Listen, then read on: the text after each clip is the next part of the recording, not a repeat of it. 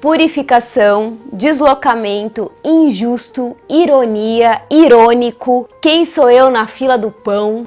Ninguém. Fuja de qualquer carro com símbolo de estrela, visceral, socorro, existir, crueza sensível ou sensibilidade crua, desatino, não esquecer que por enquanto é tempo de morangos, eu gosto tanto de prego e parafuso, una furtiva lágrima. Vrá Brasil, tudo bem com vocês? Espero que esteja tudo muito ótimo.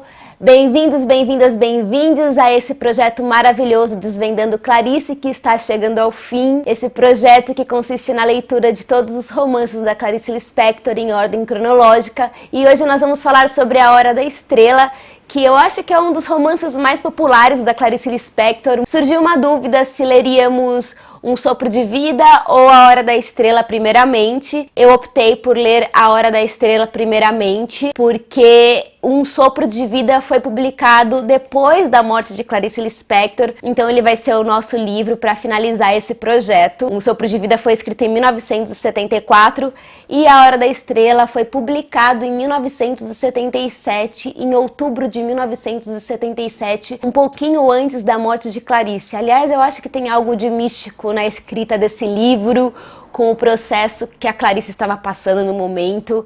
Eu acho bem tocante, um sentido assim muito louco dessa vida, né, dos significados e dos sinais que a vida vai dando pra gente quando a gente está se aproximando de momentos importantes, né, de momentos fatídicos. Eu li aquelas frases soltas, aquelas palavras soltas no início do vídeo, que eu pedi para algumas pessoas me descreverem em uma palavra ou uma frase o que A Hora da Estrela significava para cada uma das pessoas, e as pessoas me mandaram aquelas respostas pelos stories e eu achei bem significativo, bem interessante, achei bonito. Essa aqui foi uma releitura, eu já tinha lido A Hora da Estrela, mas esse projeto tá me trazendo uma coisa em relação a Clarice que é diferente, é nova, é muito diferente você ler a obra de um autor nessa ordem cronológica, na ordem em que as coisas foram acontecendo. Eu acho que tem um significado único fazer esse tipo de trabalho e tá sendo uma experiência muito incrível. Eu tô feliz que a gente vai cumprir esse projeto no mês que vem e tô triste também porque vai acabar. Mas tem muitas outras coisas de Clarice que eu ainda preciso ler, tem muitos contos que eu ainda não li nenhum livro infantil, então tem uma jornada ainda aí para continuar estudando essa mulher tão misteriosa, tão única. Todos esses vídeos que eu faço de Clarice, eu não gosto de dar um teor de resenha, porque eu gosto de falar de forma bem livre, bem solta das obras, nada acadêmico, mesmo porque eu não sou uma acadêmica. Aqui é a minha experiência de leitora comum mesmo. Esse livro aqui, ele possui 13 títulos. Então, A Hora da Estrela é um dos títulos. Eu vou ler para você os títulos aqui. A Culpa é Minha, A Hora da Estrela, Ela que se arranje, O Direito ao Grito, Quanto ao Futuro, Lamento de um Blue, Ela não sabe gritar, Uma sensação de perda, Assovio no vento escuro, Eu não posso fazer nada, Registro dos fatos antecedentes, História lacrimogênica de cordel, Saída discreta pela porta dos fundos. Eu achei essa aqui muito boa e acho que tem tudo a ver com a frase que me mandaram. Quem é você na fila do pão? Ninguém. Logo depois que a gente tem todos esses 13 títulos, tem aqui uma dedicatória do autor, que está escrito entre parênteses, na verdade, Clarice Lispector, que é uma dedicatória lindíssima, que já diz muito sobre o livro. Ela termina a dedicatória com a seguinte frase: esta história acontece em estado de emergência e de calamidade pública. Trata-se de um livro inacabado, porque lhe falta a resposta. Resposta esta que espero que alguém no mundo dê. Vós? É uma história em Technicolor para ter algum luxo. Por Deus, que eu também preciso.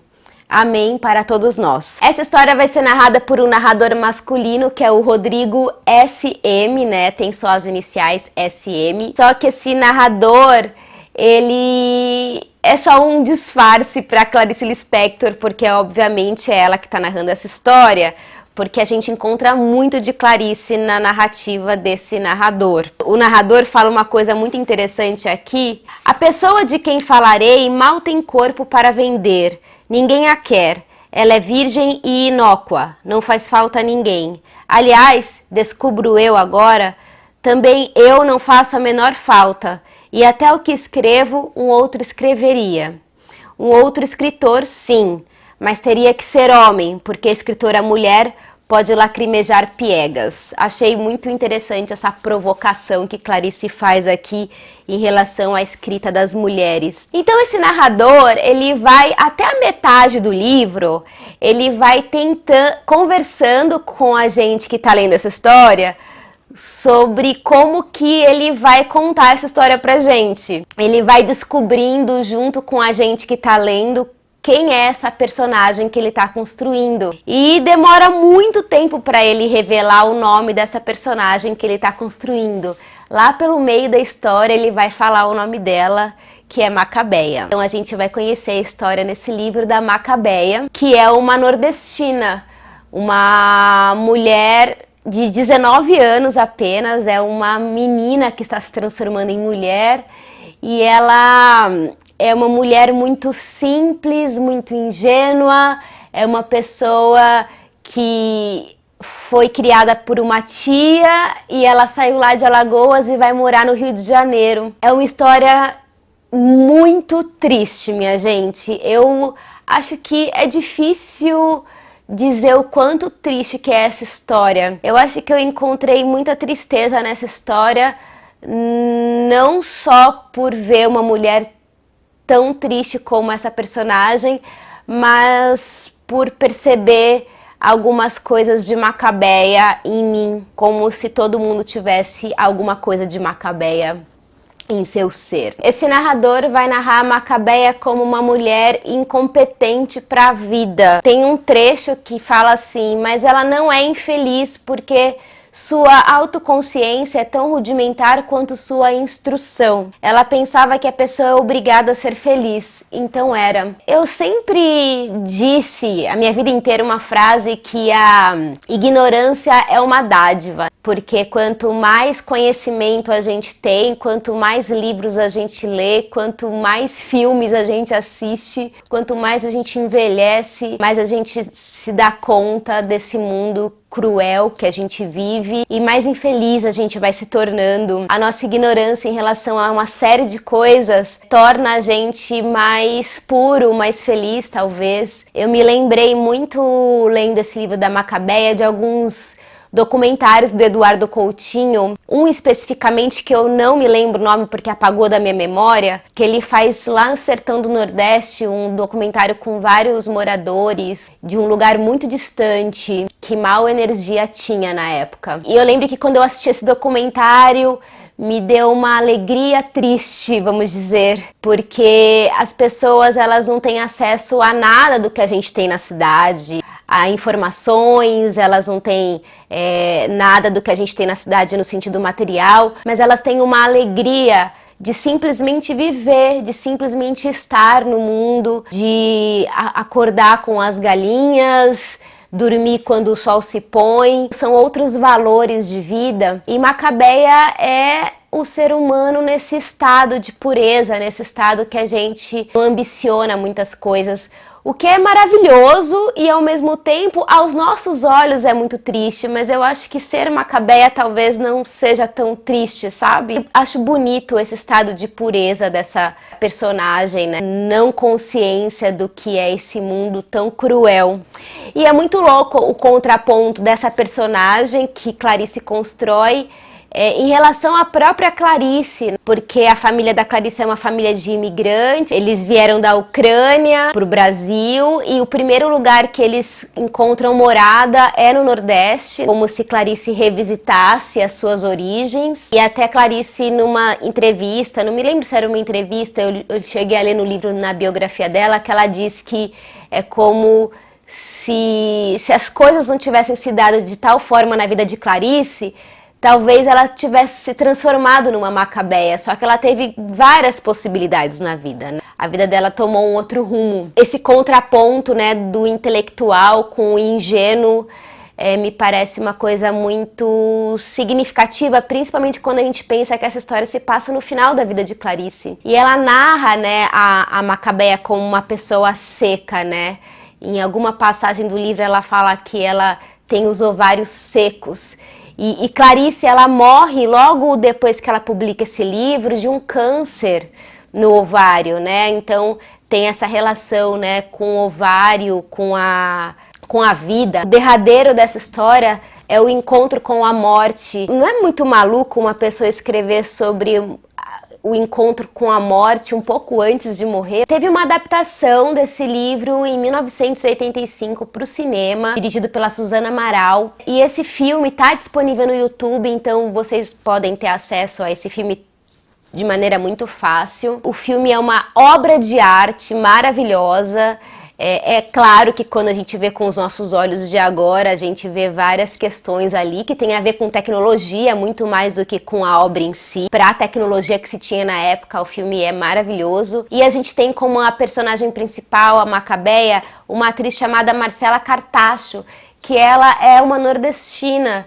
Então ela conseguiu trazer forma para essa personagem de uma maneira brilhante, minha gente. Tinha que ser uma mulher nordestina para fazer essa mulher, a construção dessa personagem.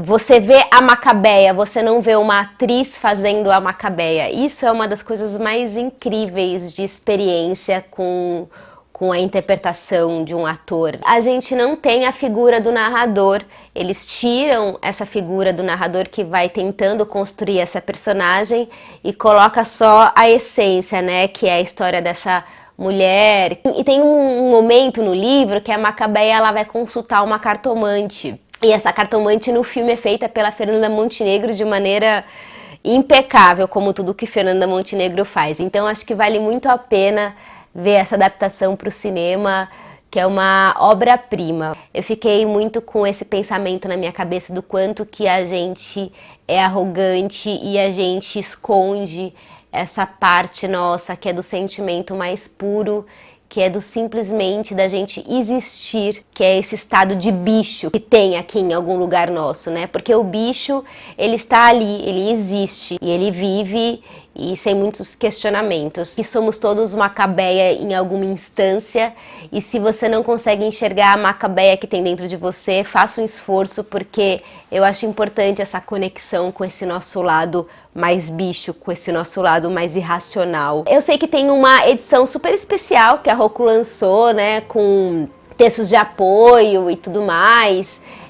Eu sei que nessa edição tem trechos que a Clarice escrevia à mão, porque a escrita desse livro parece que foi super visceral, que ela escrevia em tudo quanto é lugar que ela podia escrever, em recortezinhos de papel, e nessa edição especial da Roku tem esse material de imagens, de cartas, deve ser bem bonito. Eu nunca peguei essa edição na mão. Muito provavelmente eu não vou comprar essa edição, porque eu sou uma pessoa que eu não fico acumulando muitos livros, como eu já falei várias vezes, mas se você tiver a oportunidade de comprar essa edição, compre. Enfim, quando tiver a oportunidade eu vou até a biblioteca para dar uma olhada nessa edição. Gente, eu acho que é isso. Me contem aí o que vocês acham dessa obra, como que Macabeia toca seu coração. Obrigada por terem ficado até aqui. Um beijo imenso e tchau!